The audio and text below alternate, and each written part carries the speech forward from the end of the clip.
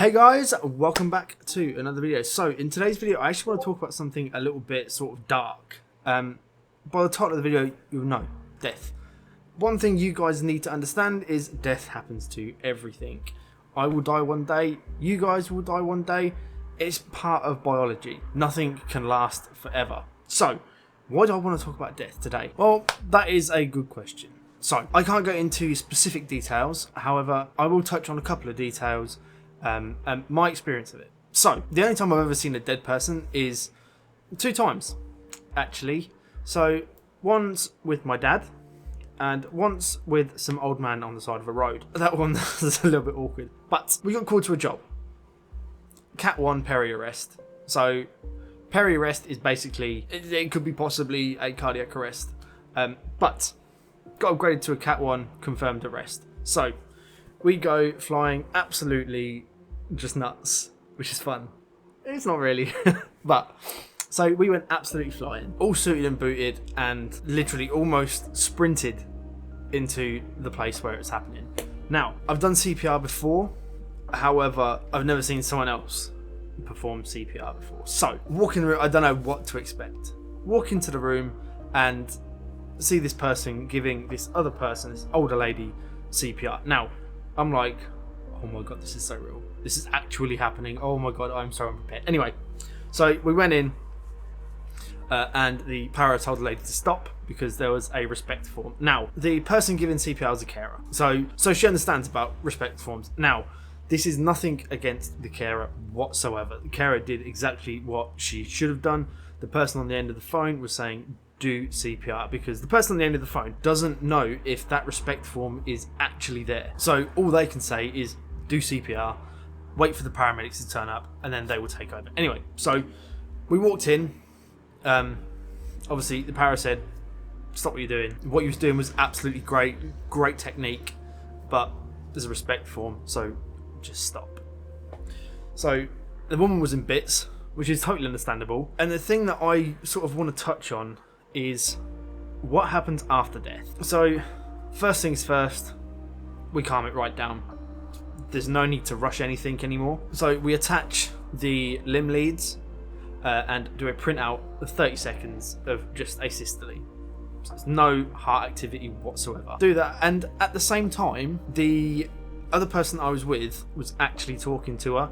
And at first I thought, that's a little bit weird. Like, why would you talk to basically a corpse? And she said, you know, it's at the end of the day, that person was alive an hour ago. And they always say that hearing is the last sense to go. How true that is, I have no clue. I don't know. She was like just saying, okay, we're just going to attach some limb leads to you. Oh, don't you look pretty? But all this stuff, I can't really remember because it's just all a blur at the minute. So yeah, limb leads attached, printout is done, confirmed dead, and it's really weird to sort of have someone say, okay, time of death at X time in front of you. But what do we do then? So this person is on it's basically, I think it's called a fall mattress. It's basically for patients that are bedbound, and in case they roll over, they don't hit the hard floor, they hit a soft mat. Anyway, so there we are. So I said to the paramedic, I was like, what do we do now? We can't exactly just leave her there. And they said, no, we wouldn't leave her there. So he said, normally in a home setting, the lead para would sort of go to the family and say, look, we've tried everything we can do. However, you know, what we've done just isn't enough. And unfortunately, they have died. And he said to make sure that whenever you break the bad news, you always say that they have died, so that there is no sort of confusion or sort of false hope, if that makes any sense. And it's weird to sort of try and explain it, but honestly, if you've been out on placement, you'll understand. If you're going to go out on placement, you will end up seeing a dead person, and you will end up experiencing what I experienced. Anyway, it basically said, you just tell the family that that person has died, there was nothing more you could do for them, and that, you know, what we're going to do now, we're going to sort of clean them up a little bit, make them look a little bit more respectable, make them more comfortable, and then you can sit with them for however long you like. We can sit in there with you if you like, or we can wait outside. Totally up to you. Anyway, this wasn't the case. The person had no family members around. I said, well, what do we do now? Basically, he said, pick the patient up and put them back in the bed. Just make them look more comfortable. Now, I've never touched a dead person before. It's not really something I go around doing. It was so weird. Like, they were still really, really warm on the back. That kind of freaked me out a little bit. So, basically, we just lifted up. So, the head end still took charge. Said, we'll lift. We'll lift after 3. So, 1, 2, 3, lift. Put her in the bed. Covered her up, and then put one arm just sort of outside the blanket, just to look more natural, I guess. And then they opened up the window, and I said, why are we opening up the window? And they said, basically, some people believe if you open up the window, it means their soul can leave. For me, personally, I just believe if you're dead. That's it. I've had some spooky experiences, though, but I'm not going to talk about that in the video. Anyway, so, we've made it more comfortable. What do we do now? So, the para said, like, he was explaining to me how you can definitely confirm, with 30 seconds of asystole, looking at the pupils and all this stuff. So we've already done the 30-second check, and he basically said, just have a look at their eyes. And I was like, that's a bit weird. They're closed. He said, just open up their eyes, shine the torch in there, and just sort of tell me what you can see. So I was like, all right, Chief, you know best. That, to be fair, I'm making a joke about it, but the dude was super nice and super serious about everything. But also sort of like able to have a joke about it. And I think, not a joke about it, but able to make humour of it. And I think you definitely need to be able to make humour of situations like this. Anyway, I keep going off on sidetrack. I'm really sorry. Looked in the eyes, and normal eyes are quite shiny. If I zoom in on my eyes, they're quite shiny. They look like they have life to them. So, shone the torch in this lady's eyes, and just nothing. Absolutely nothing. No movement. There was no shine to them. And that's really, really weird to see for the first time. So if you ever see that, strange. And also, something that kind of freaked me out a little bit. The mouth was open. Couldn't shut it. Weird. Just, I don't want to disrespect the dead, but it's spooky. But anyway, so what do we do then? So we have to complete a roll form, which is a recognition of life extinct. That's a lot of paperwork, and I mean a lot. I think it took us actually about 35 minutes to do. And then after all that's done, we have to then hand the body over to someone else. So legally, we're not allowed to leave that body until someone else takes, not ownership, but what's the word I'm looking for? Basically takes charge. I think that's pretty much the best way to put it. So we also sort of said to the care home manager, because she turned up by now, said to the care home manager, is there any sort of like anything in this patient's notes to sort of for funeral plans and stuff like that, and what sort of funeral directors they want to use and X, Y, Z and all this stuff? And she basically said no. There was no plans. She had a what do you call them? Not a power of attorney, but a advocate. So the advocate was someone I don't actually know. They basically said that this company just uses a general undertakers. So basically we just said to them, and I said, before we rung them, I said, like, what do you call them? Like, you can't go, Wagwan, yo, I got a body for you. It's just disrespectful. So their para said, yeah, you can call them different people. You can say, I've got a patient for you. I've got something for you to pick up. Lots of little things. So we've done the roll form. What I will do, actually, I will actually make a video about doing a roll form, because that is really actually quite interesting. It's very, very boring to sort of actually do, but when you're actually doing it, it's, and sort of seeing how much paperwork it is.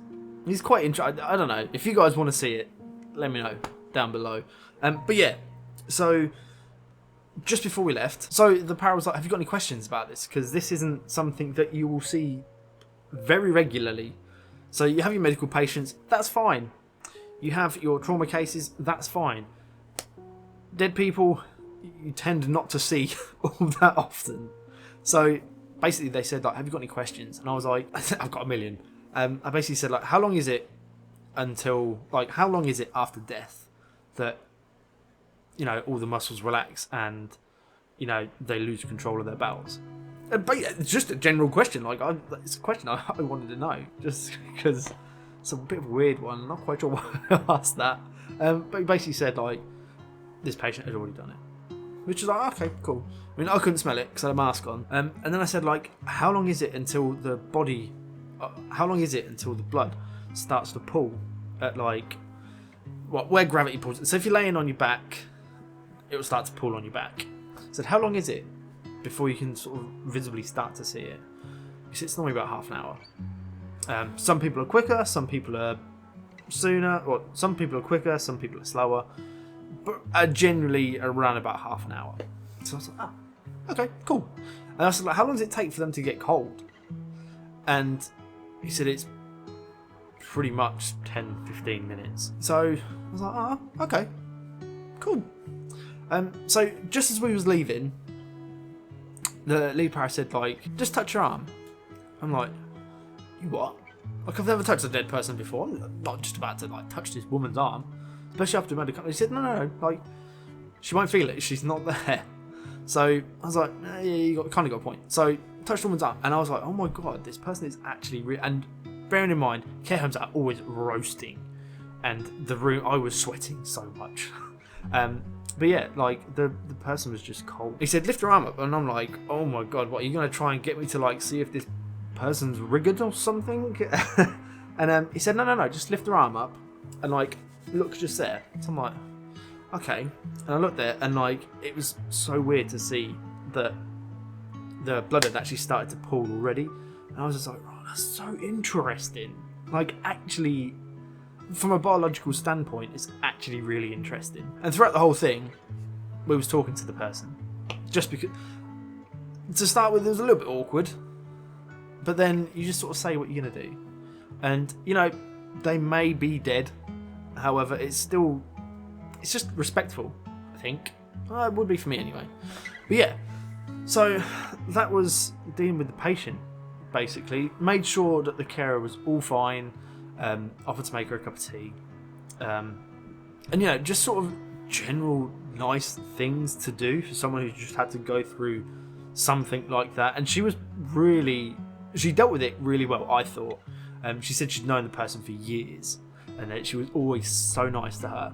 So it's almost like losing the member of your family. And for people who have done that, you know how much it sucks. So for her, I take my hat off to her. She did a fantastic job. From the CPR that I saw, it was fantastic. I literally couldn't fault it. But then we got back onto the ambulance, and both the para and the other person I was with said, are you sure you're okay? Because, like, this will play on your mind a little bit. And I'm like, nah, it won't. I guess what? Yeah, it did. That's why I'm making this video. Yeah, basically, it's weird. Like, I try and go to sleep and I just think about it. Yay! Oh, God. Oh, God. Anyway, so, got back in the ambulance and said, is there anything different that we do? Like, do we just close the case on the pad? They said, no. With rolls, what you have to do is you have to inform control. So the para was like, do you want to do it? And I'm like, yeah. And then he was like, okay, well, you got to talk on the radio. And I'm like, nah, I'm all right, chief. No, so basically I just, like, because I've never done it before. And he was like, no, like, they'll be fine on the phone, honestly, blah, blah. And I'm just like, yeah, you know what, actually, I'm going to give that a hard pass. I'll watch you. And then the next dead person I go and see, I'll do it on that one. And it was really, really simple. They did say, because of the area that we're in, that they needed to know what they were wearing and how we found them, which I thought was a little bit strange, but whatever, I don't make the rules up. So they did that, and then we basically just they went over what happened with me, just to make sure that I was fine and all this stuff. And I was like, look, guys, I'm fine. It's cool. Like, it's part of the job. They like, for all the people that we can help, there's going to be people that we can't help, and I totally understand that. But I mean, I'll never forget her. Let's put it like that, just because that's my first death. It didn't happen in front of me, but so all in all, actually, it did put things into perspective. Like, there is one day that I'm going to wake up for the last time. There's one time I'm going to say hello to my best friends. And there's going to be one last time that I laugh. And I don't know what time, I don't know how long that's going to be. That could be 60 years. God, I hope not. It could be tomorrow. It could be in a week's time. Nobody knows. Nobody knows when your dice is rolled and your number comes up. That's it. The only thing that I hope is that I've made a positive impact in people's lives, and that maybe people turn up to my funeral and don't trash talk me so much. But you know what? If people decide to trash talk me, whatever, I don't care. I'm dead, right? But yeah, so I think that's pretty much about it, guys. If you do have any questions, please do not forget to drop them in the comment box. Come onto the Discord. I actually put 2 massive updates on there about my first set of shifts and my second set of shifts. I think you can get on my Snapchat on there. I don't know. I post little mini updates for each job, just saying what we went to. And you know what? Whatever. I've been recording this for now 22 minutes, and it is midnight. So yeah, guys. If you made it this far, thank you very much for watching. If you did like it, please do not forget to hit that big old beautiful like button. If you think it was worthy of a subscription, please do not forget to subscribe. But for now, guys, thank you very much for watching. Please do take care. Stay safe. I'll see you guys in the next one.